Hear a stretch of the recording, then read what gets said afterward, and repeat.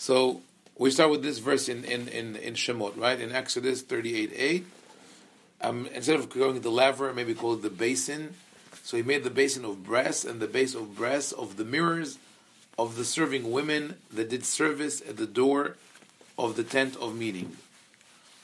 How are we to understand the verse? Like, who are the serving women?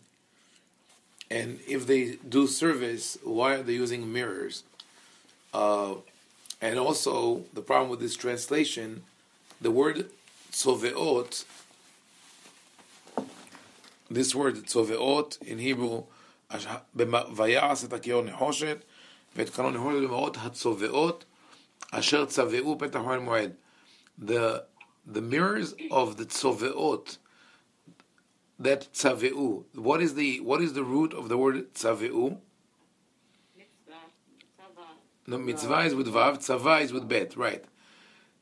It's not from tziva, it's from tzava, tzadik bet aleph, which means related to like military. Military, right? Military, army, but literally it means assembly of people. That's why one of the names of God in the Tanakh is Adonai Tzevaot, which is translated into the Lord of Hosts, meaning multitude of angels or multitude of people. So B'marot HaTzoveot has to do something with congregating or multitude. So it's an enigmatic text. So what do we do when we have an enigmatic or indecipherable text in the Tanakh? From what we've learned so far, we have to search for other places in Tanakh to shed light on that more obscure text. So if you search the Bible for the word tzoveot, for another appearance of the word tzoveot, you will find in the book of Samuel, 1 Samuel, chapter 2, verse 12. We read this: Now the sons of Eli, who was the high priest, were base men. They knew not the Lord. And they speak here about how they would take from the meat that people would bring the flesh that was still cooking for the sacrifices, and they would come and take it by force. But then again, in verse 22, we read this. This is chapter 2 of 1 Samuel, 1 Samuel, verse 22. Now Eli was very old, and he heard all that his sons did unto all Israel, and how that they lay with the women that did service at the door of the tent of meeting. Well, that pretty much sheds light on it. Yes. What kind of service is that exactly? Right. I think it's related to laying. Right. It sounds from that I mean, from the Torah it's very clear, from the Hebrew, the Tanakh, yishkevun et anashim, to lie with, in Tanakh is to have sexual relationships. Right? So the obviously the commentators were disturbed by it. The Talmud already was disturbed by it, and tried to cover up and say that they did not sleep with the women, but rather they delayed their sacrifices, and therefore delayed them from returning back to their husbands, and that is considered as if they had relationships with them, which is not what the text says, right? But so it's very clear from the text in Samuel that there was some kind of promiscuity, some kind of an atmosphere of sexual liberty around the tent of the meeting, around the Oel Moed, which is intriguing, right? But the question is, what chapter is this of Shmuel? It's the first Shmuel, 1 Samuel chapter 2, verse 22. Now we go back. If we go back to Shemot, chapter 38, verse 8, and we read that, And we ask the question, what is happening here? If it's the same tzovot, if the women who congregate or who do service at the door of the tent of meeting are the same women who are described by that same word in Samuel, so what kind of service are they coming to offer? So prostitution, right? So what we find here, and we know that was a practice that was common in the ancient Near East, and then disappeared for a while, and then was revived with the invasion of the Greeks to Israel for a couple of hundreds of years. What we see here is a reference to that practice. But the interesting thing is that the temple is not built yet. We are talking here about the process of the construction of the tabernacle, of the tent of meeting, and it's the first time that it is being put together. So what are those women doing there? So my assumption is that because this was a practice that was common among all religions in the area, including Egypt, the women assumed that once the tent of meeting is built, they will be able to offer those services at the door of the tent of meeting. But what Moshe does, he takes their mirrors. I mean, mirrors were probably part of their, an accessory that they needed, and he takes it, melts it, and turns it into the basin or the laver from which the priests are going to wash their hands and feet when they enter the tent of meeting. Which is a very interesting approach, because I think we can make two parallels when we look at that. There are two incidents. One is parallel, one is the opposite of that, of making this basin, right? So one is the golden calf, the famous story of the golden calf, where Aaron takes the jewelry and melts it and makes from it the golden calf. But then we have another story that resembles that, and that is in the book of Bamidbar, in Numbers,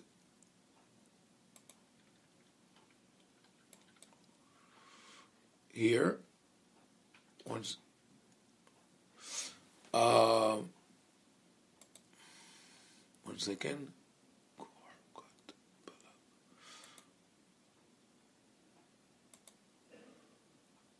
Here, following in chapter 17, verse 3, we find this 3 and 4. Korah, right? Korah and his congregation disputed Moshe's position, disputed his prophecy, and his position as the prophet and as the leader of the nation. And Moshe devised this test where they have to bring incense, all right, on their pans and present it to God. And then they were punished, they were burnt, but only the pans survived. And here we read this. In verse 2, I'll read the Hebrew, and Brandon, maybe you'll read the English. אמור אל אלעזר בן אהרון הכהן וירם את המחטות מבין השרפה ואת האש זרע הלאה יקדשו את מחטות החטאים האלה בנפשותם ועשו אותם רקועי פחים ציפוי למזבח כי הקריבום לפני אדוני ויקדשו והיו לאות לבני ישראל. So Brandon, would you read the verse 2 and 3 here? 2 and 3? Yes. Speak unto Eleazar the son of Aaron the priest, that he take up the fire pans out of the burning, and scatter thou the fire yonder, for they are become holy. Even the fire pans of these men who have sinned at the cost of their lives, and let them be beaten plates for a covering of the altar, for they are become holy, because they were offered before the Lord, that they may be a sign unto the children of Israel. Okay, so you see the parallelism between this and the converting the the mirrors into the laver or the basin? Of course, yeah, they're taking something that's used in a sinful way and turning it into something holy. Right, and in the case of the mirrors, it's promiscuity is associated with something tainted, something unclean, and the basin is used to physically wash the feet and the hands of the priests. In this case, the altar, the mizbeah, is used to create a connection between us and God. And the sin of these people was that they severed this connection between us and God by questioning Moshe's prophecy. So it's a direct correlation between what you do with the object and how you repurpose it eventually, right? So I find it interesting. But let us try to build a case to see how rampant we have this practice of prostitution in the temple, and how it also, I know it's disturbing to even think about that, but I think that this is somehow connected also to the question of relationship between a couple, between a man and a woman. And we'll get to it later. In terms of the understanding of marriage in the Bible, marriage and divorce. How many people in the Bible do you know of that were divorced? How many couples? By name. Yeah, that's a good answer. Well, I mean, yeah, right. What? I mean, I don't know that we know of any way. I think we can infer some, but who you can infer that got divorced? well, I've heard about regarding Moshe and Zipporah that they were not quite together toward the end. That's rabbinical interpretation. Right. Other than that, I don't think there was a. Well, it's also possible that Abraham and Sarah, after the Akedah, right, were separated. But if they separated, then she divorced him. Probably, right? I don't think there's anything outright. Yes. Right. Or maybe Abraham sends away Hagar, but he doesn't really divorce her. He doesn't really divorce her. It's more he has to send away the child. Right. So the truth is that we don't have any couple in the Bible that is mentioned by name, a couple that had divorced. But the Torah does mention the possibility of divorce, and I want to argue that this is connected to the attempt of the Torah to abolish this prostitution at the temple. So where else do we find that? So if we go to, now we travel in Tanakh a little bit, we go to the book of Deuteronomy, chapter. And before you get on that, or before we leave the mirrors altogether, one thing else I thought about with the mirror. Yes. Is not just a sign of promiscuity, but also it's a sign of vanity and perhaps self-idolatry. Yes. Idolizing oneself. Right. So the other major issues involved with the mirror. Right. So that's also there. Right. So let's look here. We are on chapter 23 of Deuteronomy, and we're looking at verses 18 and 19. Okay? And what do we read here? There shall be no harlot of the daughters of Israel, neither shall there be a sodomite of the sons of Israel. Thou shalt not bring the hire of a harlot or the price of a dog into the house of the Lord thy God for any vow, for even both these are an abomination unto the Lord thy God. Okay, what is the relation between the two verses, 18 and 19? And they appear, if you look at the Hebrew, between the two letters Samech. Samech means Parashas Gvura, meaning that this is a self-contained unit. They are connected, right? So, what is the connection between the two? Obviously, that the first one says there shall be no harlot of the daughters of Israel. And then it says, you shall not bring the hire of a harlot to the house of the Lord, right? So that part is connected. Well, there's a problem. I mean, there's a problem, I think, first, perhaps for me, with the Hebrew. Which is? Well, in 18, it's lo tiyeh Qedesha and velo yeh kadesh. Not normal words that we use for harlot. Right. Qedesha is derived from the word kadosh, which is holy. Holy, or not, I mean, originally not holy, but rather distinguished or designated. The reason why we said that the holy is holy, because we're not allowed to go there or touch it, so it's designated, it's separate from us. So also someone who's designated for promiscuity, prostitution, is assumed to be designated like a caste or a group of people that are not to be touched, not to be associated with. Yes, and Josh, this, and then in 19, Lo tavi etnan zona. You have, that's a typical word for prostitute. Right. So I'm wondering, do they derive the translation from 18 because of 19? Are they reading back into 18 to get that translation from 19? Right. No. So we know that the word Qedesha, we have other sources in Tanakh, which we'll skip back in Tanakh for a second to see how did they get to the word Qedesha, right? And that is, we go back in Tanakh. You know where we find the Qedesha in Tanakh? I'm going to say Genesis because you put it up on the screen. Where? I'd have to do a search. I'm not sure. No, don't do a search. Try to remember what case of that resembles prostitution or promiscuity we have in Bereshit, in Genesis. Oh, well, there's Tamar, yeah. Right. So what happens with Tamar, between Tamar and Judah? This is in chapter. So one second. Her husband, being a son of Judah, dies. Right. So Judah got married. It's in chapter 38. Judah married the daughter of a Canaanite man, and he had 3 children.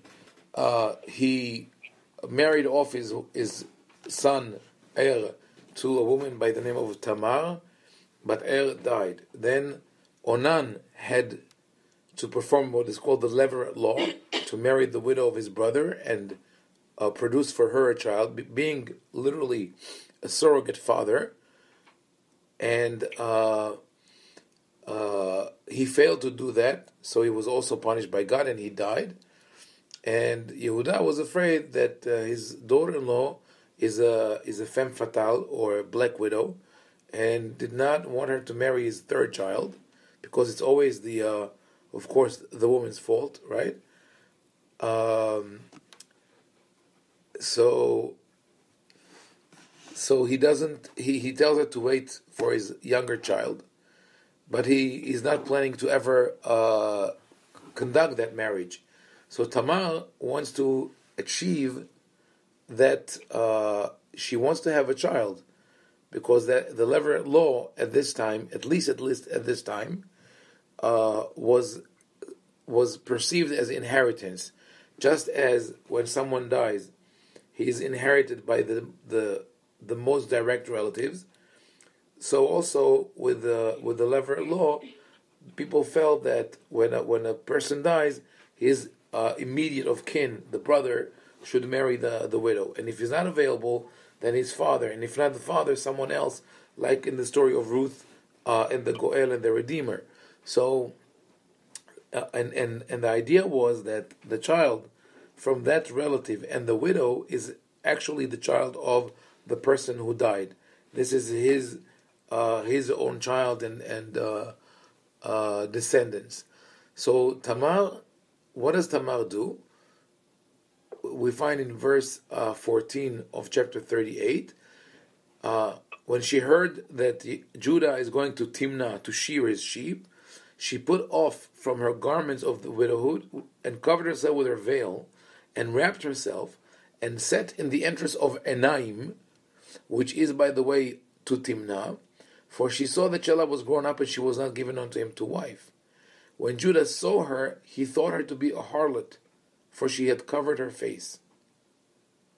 So Judah thinks that this woman is a harlot.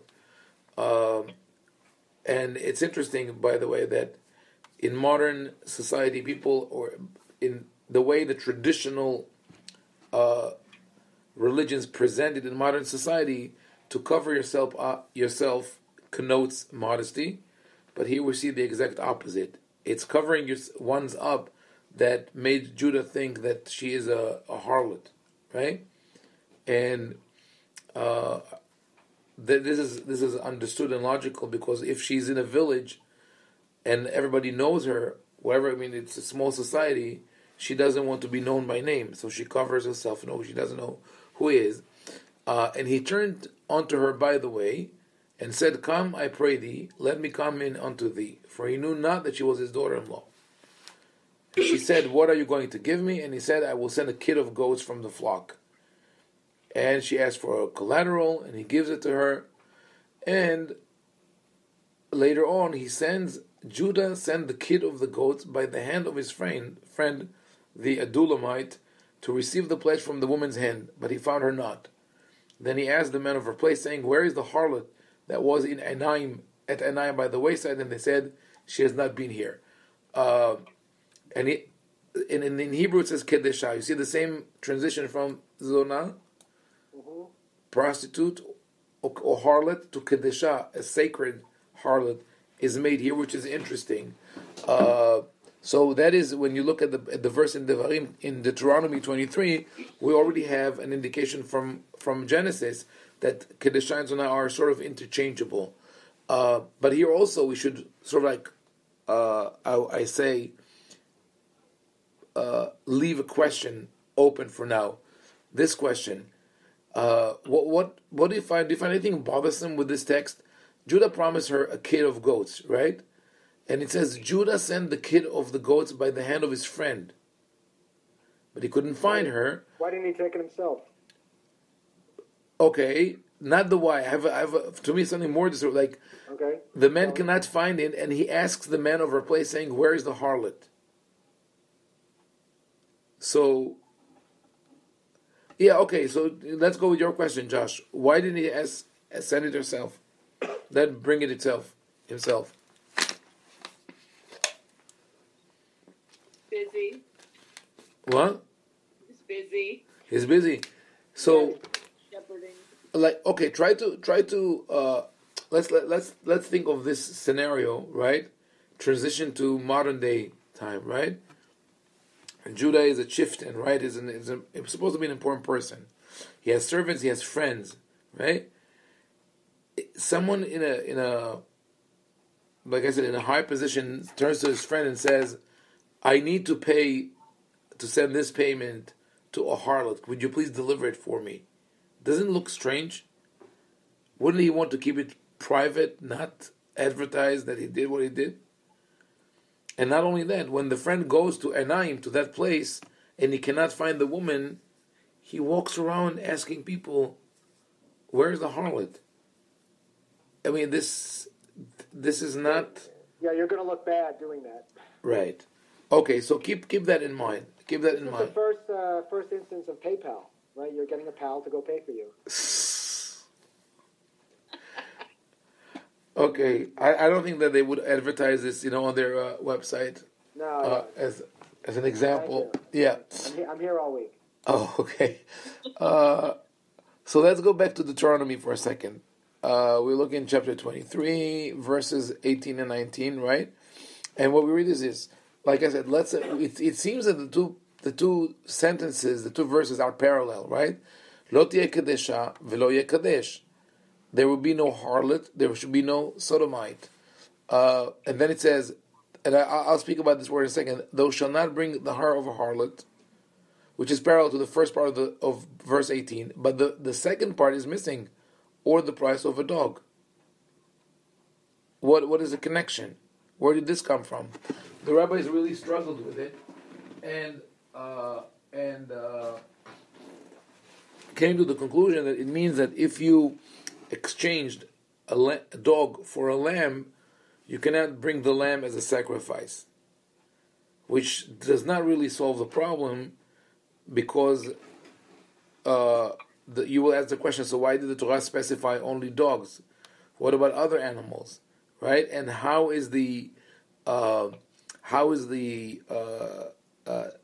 disrespectful position of a dog? Let's say a dog, the status of a dog is disrespected in the time of the Bible. How is it transferred to the lamb?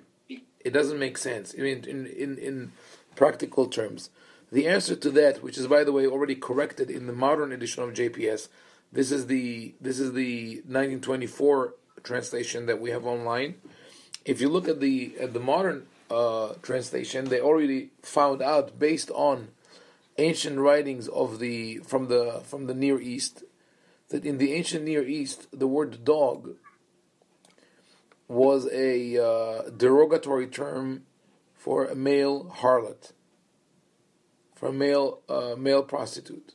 So it's parallel to the sodomite. Exactly, right. So now the translation sodomite is also sort of a misnomer, based on interpretation that the sin of Sodom. I mean, we have it in the English language, the word sodomy, and it's based on rabbinic interpretation. What's called Ma'ases Sodom in Hebrew, or sodomy in English, that understand homosexuality, a homosexual relationship to be the sin of Sodom, but this is not the case, because the Torah doesn't really say what was the sin of Sodom. This is just a side comment. We have to go 1 second to the book of Ezekiel, chapter 14, I think. 1 second.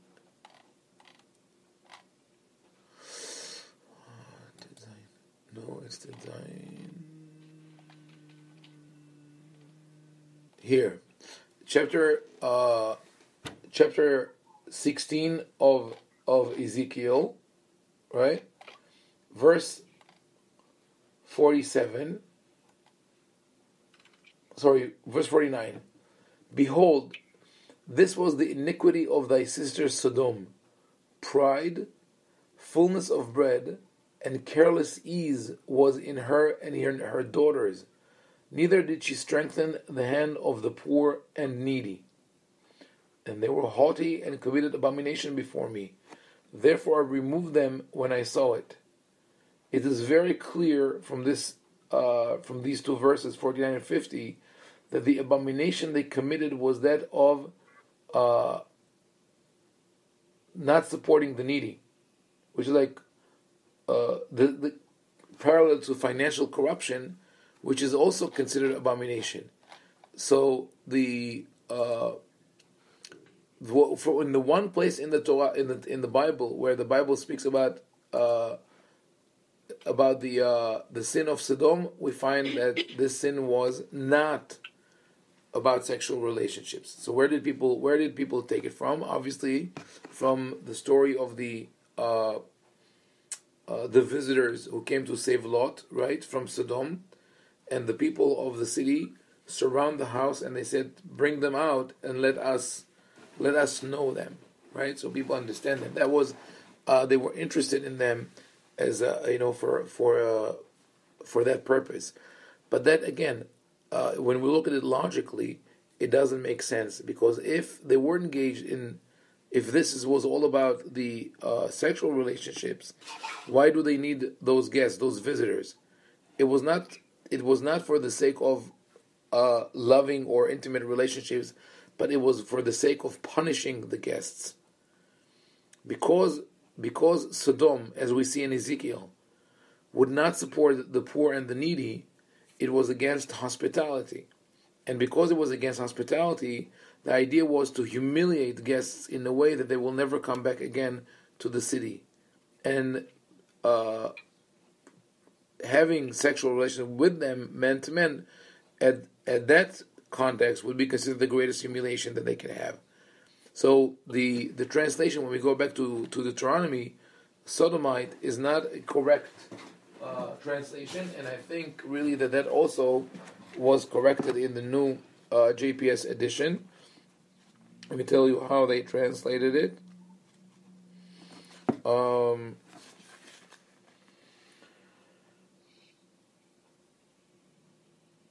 Yeah, so the modern translation is very clear on that. It says this: no Israelite woman shall be a cult prostitute, nor shall any Israelite man be a cult prostitute.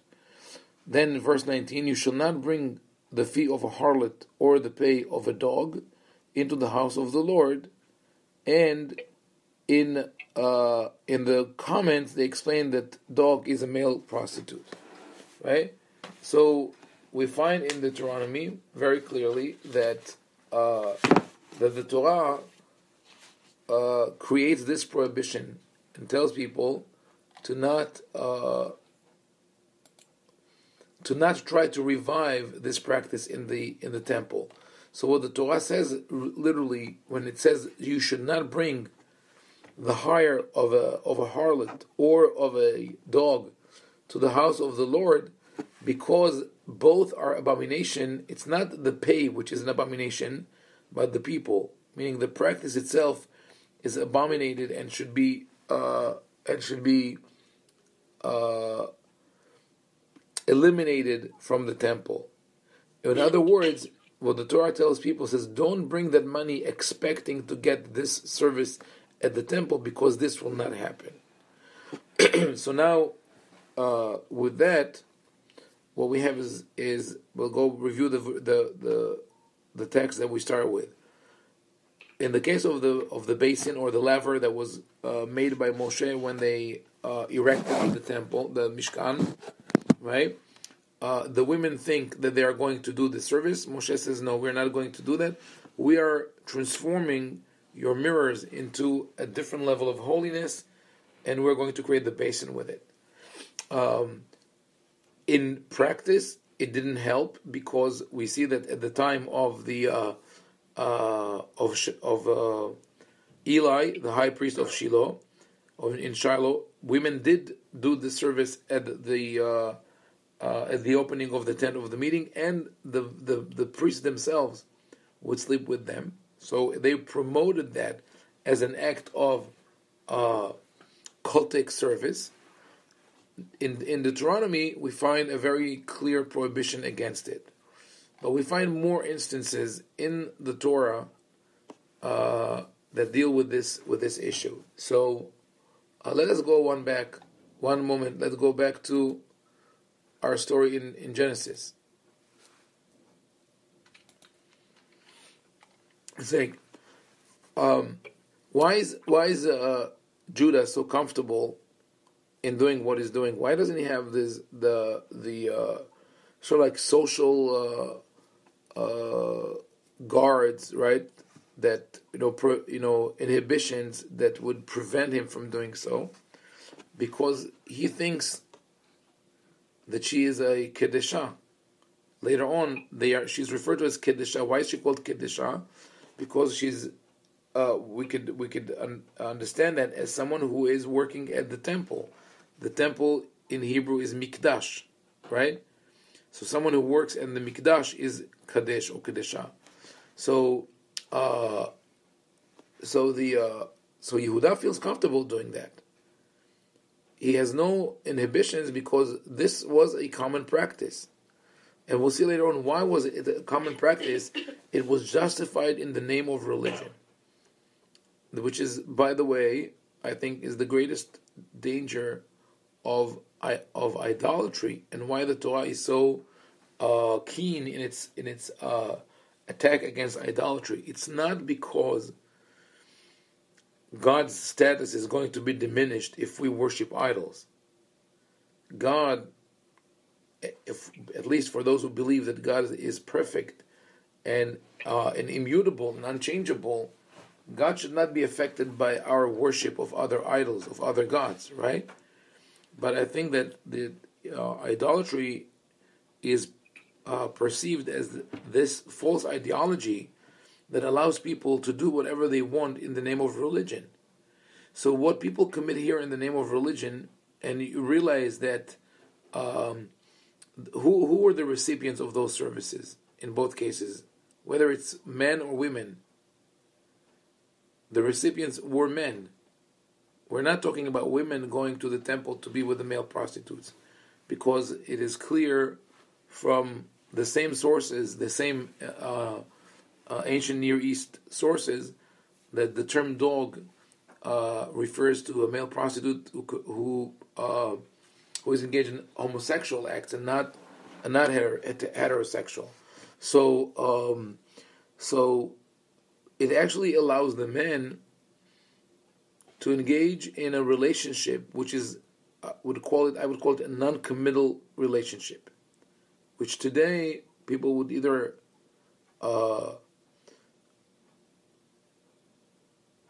follow the same system of prostitution, or they would call it extramarital affairs, or mistresses, etc.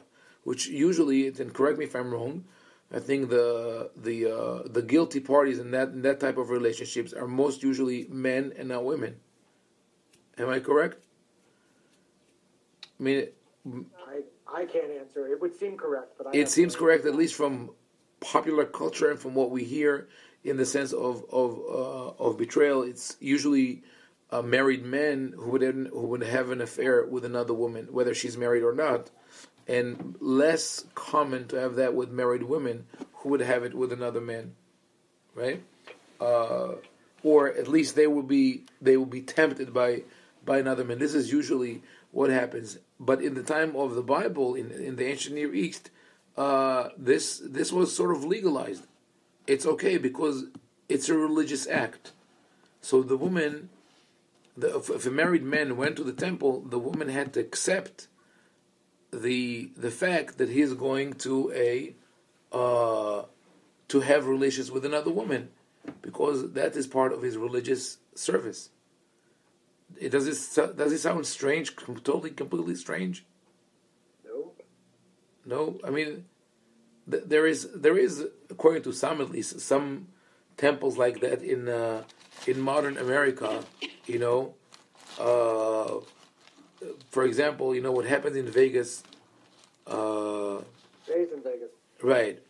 And it's mainly for men. Men, go to conferences or conventions. They say, okay, that you could do whatever they want. And in some cases, and I know people, I know of families that I've counseled, not necessarily going to Vegas or other places, but that women accept that they were husband travel and business. It's sort of an inevitable evil, which is very strange. But today, it's marginalized because society has evolved, and things are more open and are more visible, and there are higher expectations to have this commitment of the men towards the husband. Even Jewish society underwent this kind of evolution and revolution. The first stage was, and this I'm going a little bit out of the scope of direct Tanakh, because we need to sort of like see it in the historical context. The biblical literature did not provide any protection to a woman in a case of divorce. But that was mainly because divorce was unheard of in biblical literature. Like I asked you before, can we name a person who got divorced in Tanakh? We cannot. What we can do is mention look at the theoretical idea of divorce, which is mentioned in the same place, in the same chapter in the Deuteronomy, where we read about same context. In chapter here.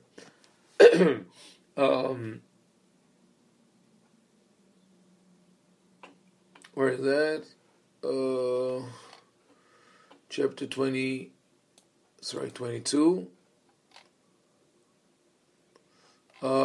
Kikah ish isha. Where is that? 1 second. The pasuk is Kikah ish isha uvaila u'ba'ala. Yeah. V'gersha mi beto v'alecha v'ayta li shahir. If a man marries a woman and he hates her, then he can send her away, and she could go and marry someone else. But after she married that someone else, she cannot go back to him. 1 second. Where is this? I wonder.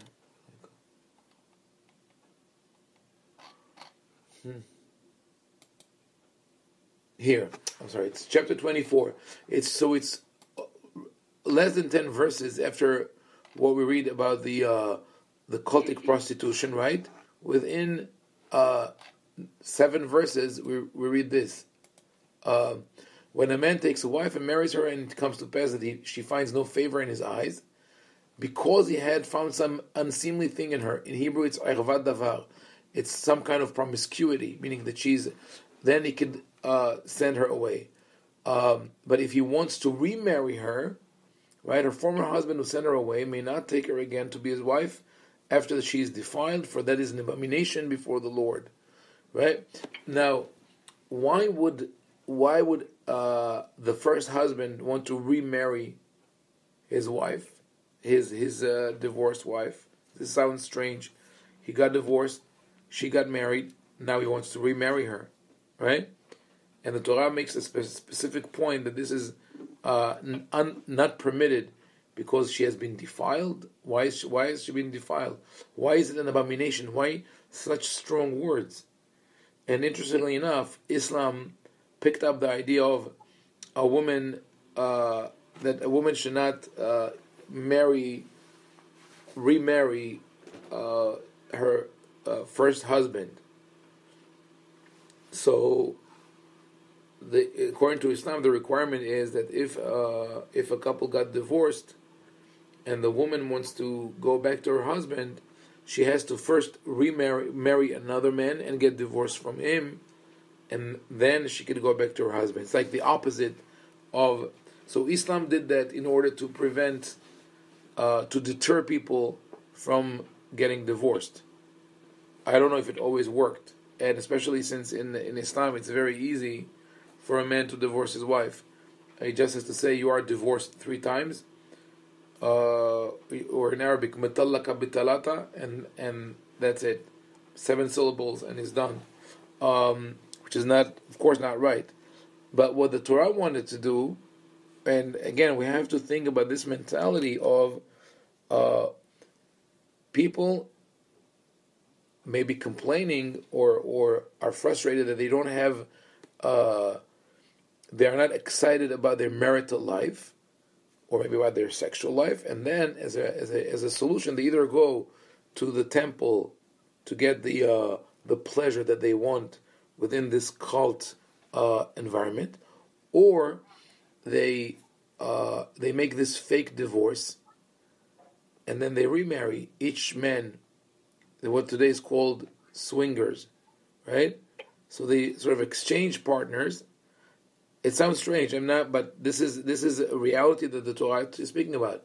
So what they exchange partners, and then they would go back all under this kind of legal fiction. The Torah wants to prevent that. My argument is that the Torah wants to gear people towards a loving relationship where there's no separation between the practicality of having children, because that is what men marry for, because they want to have children, and the romantic relationship or pleasure. They all should come together. The holiness should be in the house and not in the temple. So, as I said before, if you go back to biblical time, what we find in the Torah, since divorce was the last resort, there's no protection for the woman. Once they decide to get divorced, they get divorced. That's it. But in rabbinical time, this is around the first century before the Common Era. Around that time, Rabbi Shimon ben Shattah realized that there is a crisis, that men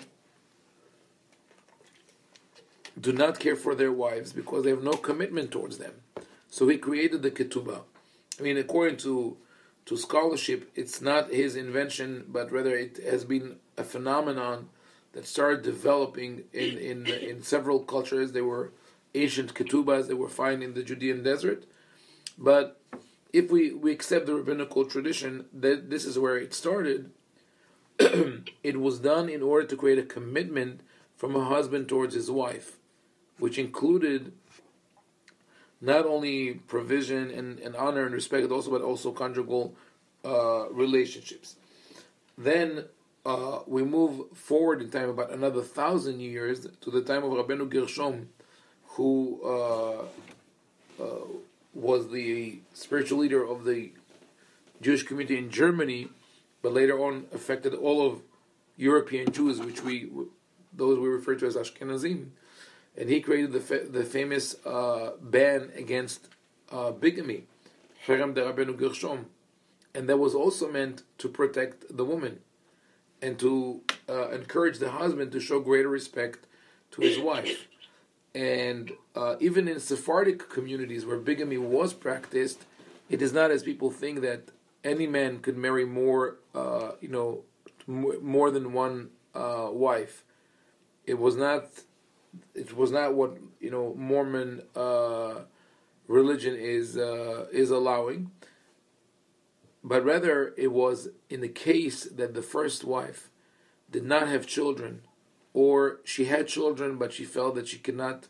She had a certain ailment or disease and she couldn't take care of the children, and because it was not common at the time, the man was working and there was no way for them to get someone else to do it. The man, with the consent of the first wife, was allowed to marry a second wife. So this was about 1,000 years ago in Germany.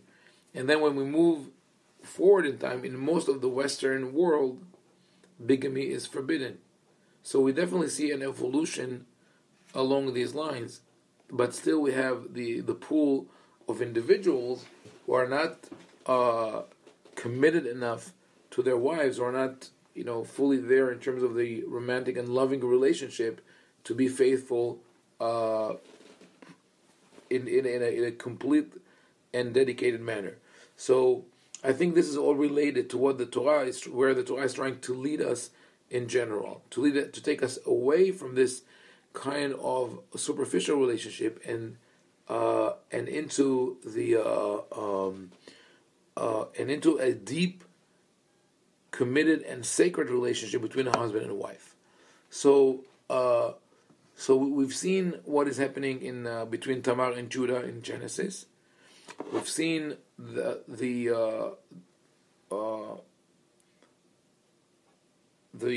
manufacturing of the basin in Shemot, in Exodus, which came as a result of the women trying to come and establish this service at the gate of the tent of meeting. We've seen also that the sons of Eli were engaged actively in this type of promiscuity in front of Oil Moed, in front of the tabernacle, and we've seen in Deuteronomy that the Torah speaks very harshly against any attempt to establish this kind of service at the temple.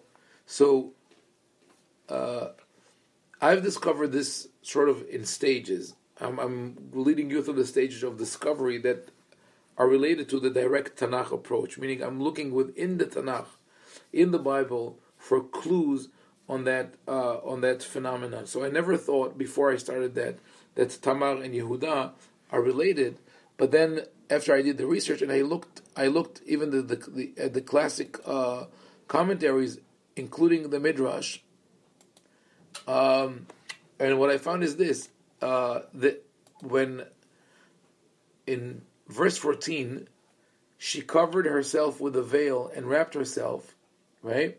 This has to do with the custom of the cult prostitutes. They would wrap themselves as part of the special garbs, holy garbs. But not only that, here it says in Hebrew, Vateshev, in 38:14, Vateshev befetach enaim. In English, she sat in the entrance of enaim. Enaim in Hebrew means eyes. So the entrance of eyes, what is that? There's a commentary in the Midrash saying that was the opening of the tent of Abraham, which was a place that all eyes are turned to. It is almost and this concept of the place where all eyes are turning to is also found in the Midrash as a description of the temple. So the rabbis are alluding there. Maybe one of them had a tradition that this really has to do with the idea of sacred promiscuity in front of the temple. And he says that where Tamar is sitting is not a regular place. She goes to a local temple. See, Vateshev befetach Einaim asher al derech Timnata. She sits in the entrance of Einaim, which is on the way to Timnah. So it seems like the Bible is referring to a well-known place, Petach Einaim. It's a place of meeting, right? And when the friend, and that's why he's not, he doesn't feel uncomfortable sending the pledge with his friend. And the pledge is a goat. It's like a korban. It's like a sacrifice. It's something that made sense for when you bring when you bring it as a gift to a cultic prostitute. So he doesn't feel uncomfortable, and the friend also does not feel uncomfortable going around and say, "Ayah Qedesha hi ba'inaim ala derech." She was in this place called Einaim. That is, it's a temple. Why is she not there? And they say, in this place there's no Qedesha. We don't do that. So this is the analysis of this story. There are other incidents of Tanakh, and when you start digging deeper, it's amazing how deep, really, and wide this story goes, and it has other implications. And one of them, which we'll see, God willing, in the next hour, is that what happened? Do you think what happened when a child, or let's put it this way, what happened when a woman who practiced this, let's call it Qedesha, right, from now on, a woman who was a Qedesha, right? What happened when she got pregnant?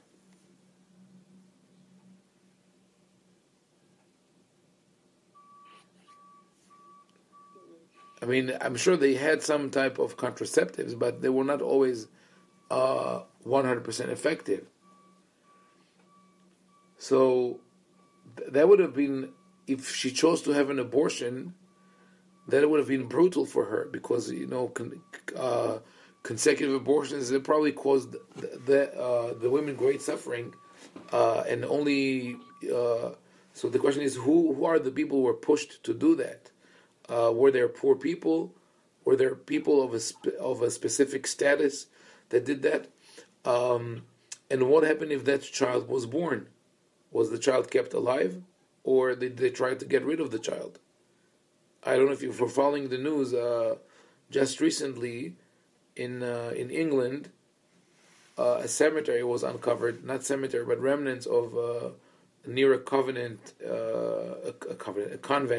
in England, where they found remnants of babies that probably were either forbidden abortions. We don't know exactly, but it's very probable that people who practiced this kind of cultic prostitution at the time of the temple and had children wanted to get rid of them in one way or another, either because for them, if it's from the point of view of the man, it is a shameful blemish that he doesn't want in his family, and if it's from the point of view of the woman, usually those children would be for her a burden because she's not planning to have a family. So we'll continue this discussion in the second hour. God willing, we'll take a short break now.